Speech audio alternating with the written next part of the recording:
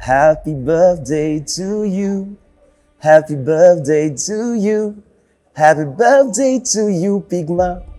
Happy birthday to you. Mon histoire avec Pigma, elle commence comme une petite aventure sans fin, dans le sens où je rencontre une certaine Shenazi qui me parle d'une agence de pub. Et je sais qu'en RDC, à l'époque, je me dis que ça n'existe pas. Donc, je fais un tour dans son bureau. Et de là, ça va très très vite parce que je rencontre un certain Paul, ensuite Willy et Mioto. Je suis arrivé comme un cheveu dans la soupe, mais pas comme un cheveu dans la soupe. Je suis arrivé comme un passionné qui voulait faire des belles et des grandes choses avec une structure différente. Ensuite, 2 jours plus tard, on me faisait signer un contrat de stage et 2 semaines plus tard, le contrat de stage s'est transformé en contrat tout court. C'est un contrat de concepteur-rédacteur junior, ensuite concepteur-rédacteur senior, ensuite carrément directeur de création adjoint parce que Chris Lucrage me forme, me donne les éléments essentiels d'une belle carrière de copywriting. La résilience d'une équipe toujours prête à étonner le monde, la joie, la passion de toujours aller de l'avant, le côté pas défaitiste, genre on ne lâche rien, on est des leaders, we are born to do it with passion. C'est la passion, la résilience, la joie de travailler et le professionnalisme. Process. Dixit Alain. Parce que Pigma est botibana, banana, botibana, banana, botibana. Je suis en train de voir derrière moi une caméra woman, plein de joie, elle est en train de sourire. Est-ce que les gens connaissent Chris? Bon, elle peut pas faire de zoom, malheureusement. Je l'ai revu il y a 2 ans à Dubaï. Bon, chaque année, je le revois, hein, presque. C'est lui. Ah, et puis, c'est lui qui m'a offert ma première guitare. Le départ de Chris. On a monté tout un scénario de mon départ à moi. On est venu avec des vrais faux policiers, au fait. Chris, where are you? Okay, cool. Et on est rentré avec des policiers pour refaire la scène d'une autre scène. Bref, en fait, Chris a eu vraiment peur. Plein de bonnes choses. Je me rappelle les lancements. Je me rappelle les grandes aventures. Je me rappelle les grands projets. Je vais en prendre un dans le tas. Vovana Voda. Ça, c'est un projet casse-gueule. Casse-gueule parce qu'on a trouvé le slogan à quelques heures de la présentation. Et on trouve le slogan et on va chez Alba. On présente, Albert dit, Botika. Binonde Bogani. Vovana Voda. That was a kick-ass project. C'était le pitch, the pitch.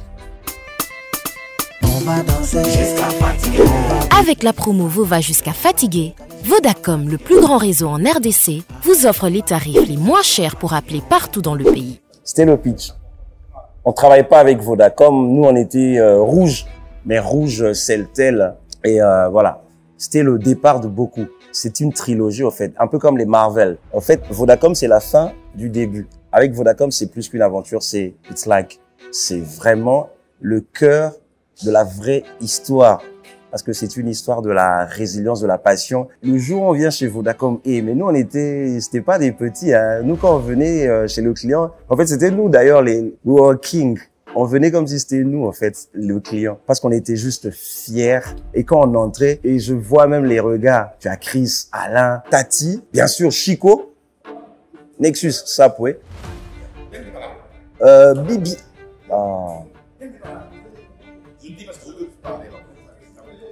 Bibiane, paix à son âme. Bibiane, on a habité ensemble. 2008. Maman m'a pas ça. Moi aussi, je suis papa m'a pas ça d'ailleurs. Voilà. J'ai cité Pugno. Avec Dossou. Avec Zach. Ah, j'avais oublié cela. Eric Dossou. Liboma, un Ghanéen au Congo. Quand on entre, c'est l'équipe Pigma. Bon, présenter Nini. Genre, le client, en fait, il est déjà sa fan. Les gars, je suis en train de dire une vérité, parce qu'à qui on n'aime pas parler, mais il faut dire les choses telles qu'elles sont.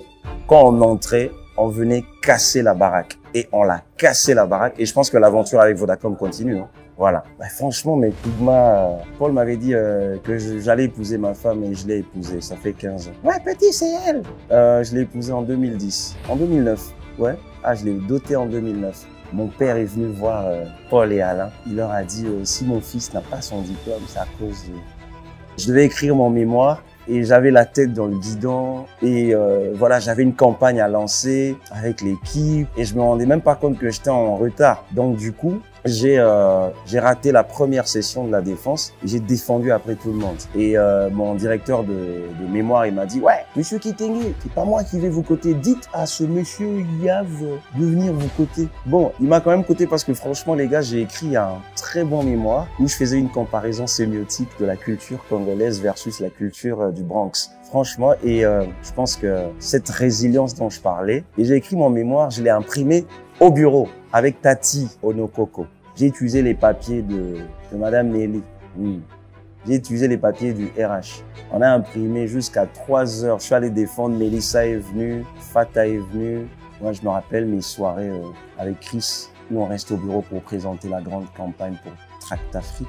Je me rappelle des premiers awards à l'international avec certaines marques que je ne peux pas citer.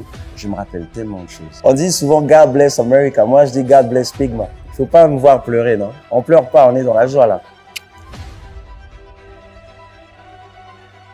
Moi, c'est Honoré Kitenge et mon histoire marque le temps.